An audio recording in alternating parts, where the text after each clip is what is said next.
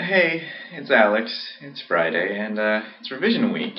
And yeah, I've got some revision tips for you. Why don't you take a leaf from my book and just do it right the first time? This is 10% luck, 20% skill, 15% concentrated power of will, 5% pleasure, 50% pain, and 100% reason to remember the name. Alright, fine. I admit, and this is going to be a surprise, I'm not that perfect.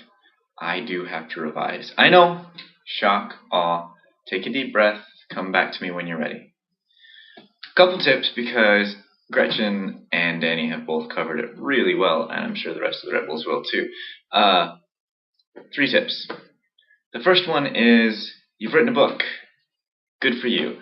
I get really annoyed when people come up to me and they're like, "Oh, I wrote a novel. I'm going to send it out to people now." Ah! And I'm like, that's like telling me you're ready to run the 10K because you ran around the block once and you took a break for ice cream halfway around.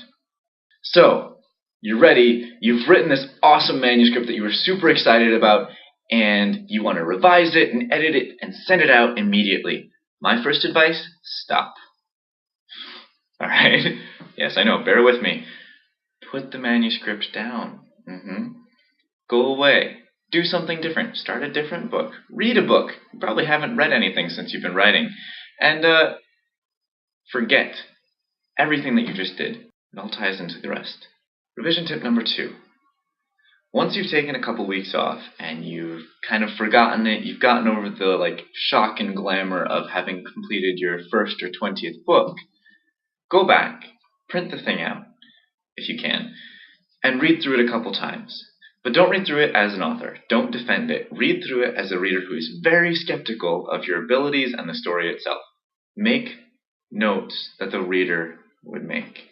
Don't get defensive. I see this in workshops where you tell someone this passage doesn't work in this section or whatever, and they'll be like, "Oh, yes it does, because it ties into this, this, and this, and it's necessary for this later on." No, if in that moment that section doesn't work, it doesn't work. Take it out, because it doesn't work. Alright? Don't defend shitty writing. Point number 2. Point number 3. Once you've gone through it as a reader and made your notes, then start going through and changing it. This is the part that really excites me because I'm all for self-improvement. Revision gives you the chance to make your book go from okay to really good. And when I revise, I usually rewrite the whole thing. This is going to sound crazy, and I didn't really want to mention this, but seriously, if you want my honest-to-God advice, put your book away and start over. Write the exact same thing that you've just spent half of your life writing, because you're going to do it better this time. Your brain is going to know precisely where you want to go. You're going to know the characters much more intimately than you did when you started out. You're going to know the plot much better than the first time you started writing that thing. Go through, don't look at it after you've read it a couple times, rewrite it. I know some people who will do split screen and do old copy, new copy, and just rewrite it that way.